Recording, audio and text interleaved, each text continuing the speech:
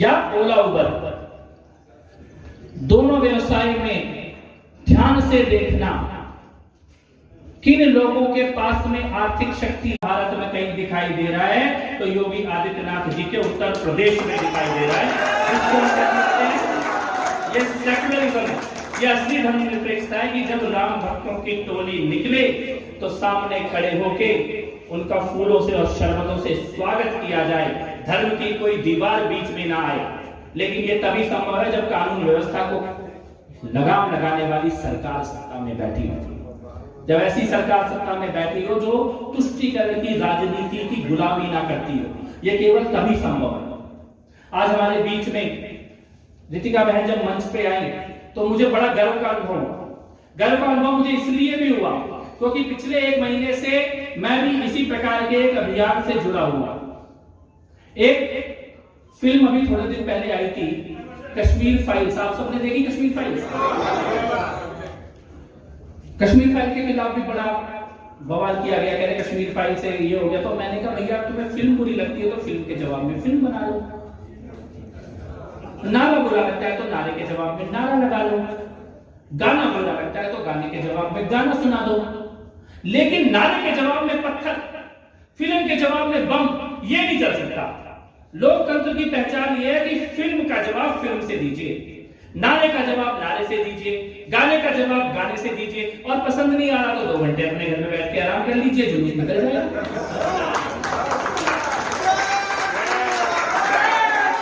जैसे Kashmir file film आई, वैसे ही हमारी बेटियों के सबसे बड़े संकट के बारे में बात करने वाले।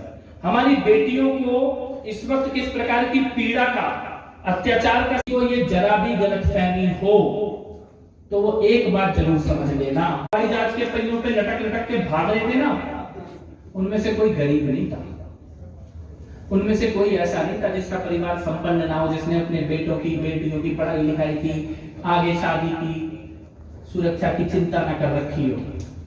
लेकिन अगर आप समाज को सुरक्षित करने का काम नहीं कर रहे तो परिवार सुरक्षित नहीं रह सकता।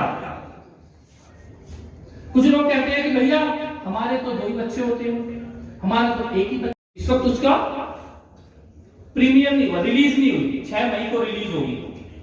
उसमें अभी आएगी, आपके शहर में भी आएगी 6 मई को। हम लोग देश में जगह जगह कोशिश कर रहे हैं, चुने हुए लोगों को पहले उसको दिखा रहे हैं, इस विषय के ऊपर चर्चा कर रहे हैं।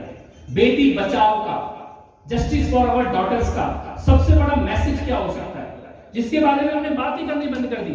आपको पता होगा रितिका जी को किस प्रकार का संकट आता है, जो हमारे बजरंग दल के भाई बहन विश्व हिंदू परिषद के लोग हैं उनको पता है किस प्रकार का संकट आता है। झूठा कलावा, झूठा तिलक, और उसके बाद छलावा करके, और उसके बाद किस प्रकार का अत्याचार। अगर प्रेम है तो नाम बदलना क्यों है? मैं नहीं कह रहा प्रेम नहीं हो सकता, लेकिन प्रेम तो तभी हो सकता है जब आप सच्चा नाम लगा के करें। प्रेम तो तभी हो सकता है जब आप धर्म बदलने के लिए जबरदस्ती ना करो। और ये कैसा प्रेम है कि बिटिया डोली में जा रही है और सूटकेस में वापस आ रही है, ये कैसा प्रेम है? इसको तो प्रेम नहीं कह सकते। लेकिन इसके बारे में समाज में चर्चा हो, संवाद हो, जागरण हो, अवेयरनेस हो। इस प्रकार का एक अभियान पूरे देश में चले, बेटी बचाओ, उसके लिए प्रयास रहता है। और इसीलिए मेरे को ये गौरव की अनुभूति हुई कि यहाँ जागृत बेटियां बैठी हैं जमशेदपुर में, झारखंड की धरती, या जागृत समाज बैठा है जो इस संकट को पहचान चुका है, कम से कम इसके बारे में बात करने के लिए तैयार है।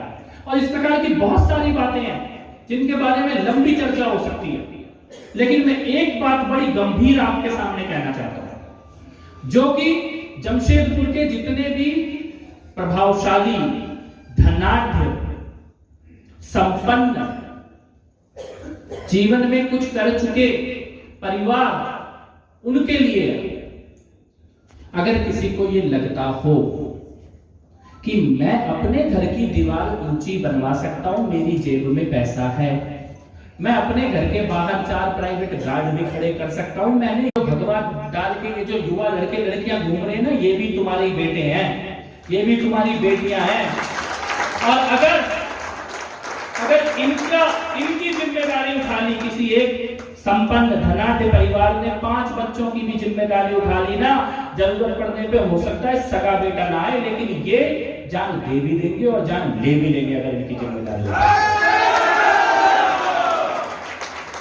ये जिम्मेदारी है, धनाढ्य संपन्न परिवारों की ये जिम्मेदारी है कि धर्म और समाज के लिए काम करने के लिए अपना जीवन, अपना समय, अपनी ऊर्जा दे रहे युवक और युवतियों की जिम्मेदारी उठाएं। 5 बच्चों की, 4 बच्चों की, 10 बच्चों की जिम्मेदारी उठाएं। आर्थिक तौर पे तो ये जिम्मेदारी किसको उठानी होगी? ये तो सामाजिक अवसरों की समानता की जिम्मेदारी है, बराबरी की जिम्मेदारी है, आर्थिक समानता की जिम्मेदारी है। इस प्रकार के कुछ विषयों पर मनन करना, सोचना ये बहुत आवश्यक है आज, क्योंकि यहाँ का पुलिस प्रशासन भी बहुत सारी बातें ना बोली जाए, ना कही जाए, उसके लिए बिल्कुल अलर्ट होकर खड़ा है। और मुझे ऐसा लगता है कि जितना बोला उसमें जिसको समझना था वो सब कुछ समझ भी चुका है। तो मैं इतना ही कहना चाहता हूँ, अपना झंडा रख दिया गलती से, वो आतंकवादी है। तो मैंने कहा भैया जब उसका दिमाग खराब हो सकता है तो इसका दिमाग नहीं खराब हो सकता क्या? वंदे वंदे वंदे। और जाते जाते सिर्फ इतना कहना चाहूंगा, यही लोग थे जो हमसे पूछते थे कि मंदिर कब बनेगा, इसकी तारीख बताओ। पूरा गैंग पिछले 3 दिन से क्या पूछ रहा है? अखंड भारत कब बनेगा, इसकी तारीख बताओ। बोल सियापति रामचंद्र की।